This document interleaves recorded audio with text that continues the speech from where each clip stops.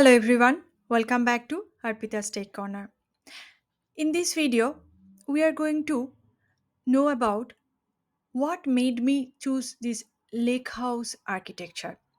In my previous video, you must watch that like there are different type of data architecture we have. So, why did I choose Lakehouse architecture? First of all, let's give some introduction. As a data architect, it is very essential to understand where all the data is stored, organized, and managed, and that needs to be easily accessible. So, in this presentation, I'm going to explain what made me choose this lakehouse architecture. First, there are different type of business scenarios. Okay, so today we have multiple business scenarios can be arise, and depending on the situation, you need to determine which architecture is right for your business. So I'm giving you some example. For example, any organization wants to build a new enterprise data platform with a central data storage repository. So then I thought, okay, lakehouse architecture could be a good option. Second, can be possible any organization wants to migrate from an on premises infrastructure to a cloud environment. Then Lakehouse could be a good option. If any organization has a standalone data warehouse or a standalone data lake, then it wants to implement a different approach to combine both architectures. Sometimes a combined architecture are not provide a simplified solution. In this case, one unified simple architecture can solve the problem. Also, in a research and development organization where advanced analytics, MI and ML modeling are both essential, then lakehouse architecture can be a good option.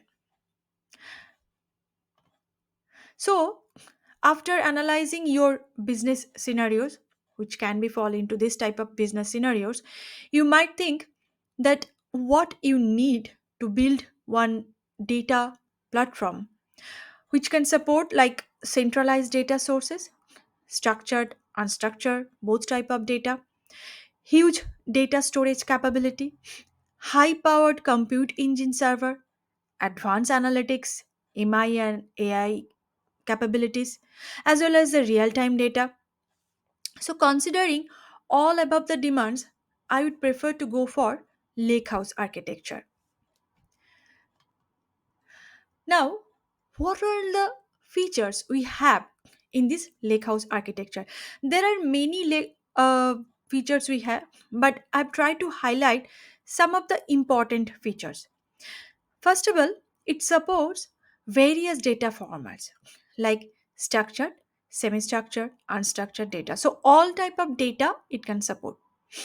Also, it's a single unified data storage area. If you remember in our previous video, we mentioned that it has a single storage layer. So it's a single and unified storage area.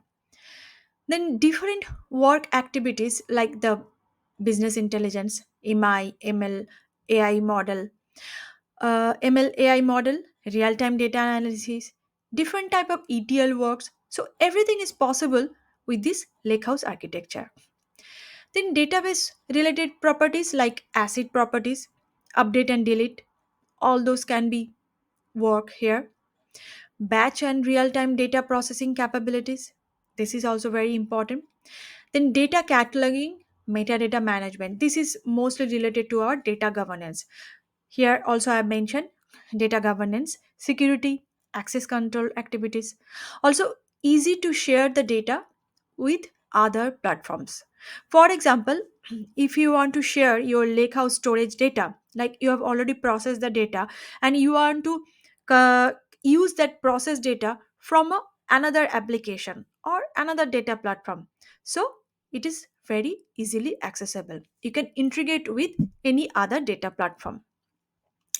And the main important thing is it's good performance. Okay.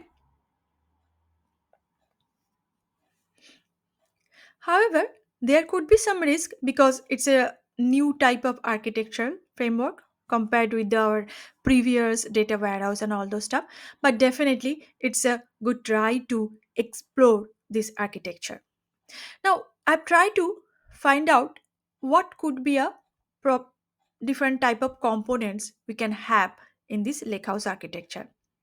So I've tried to create a diagram here.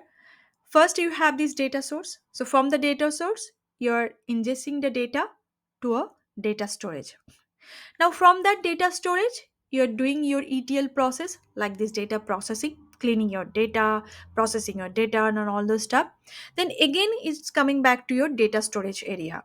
Now, from this data storage area, you're doing your BI, ML, or AI activities. And also, the metadata management area is also related to this data processing area. Okay. Also, it depends also your access control and all those stuff. So I've tried to create a simple architectural blueprint. Okay.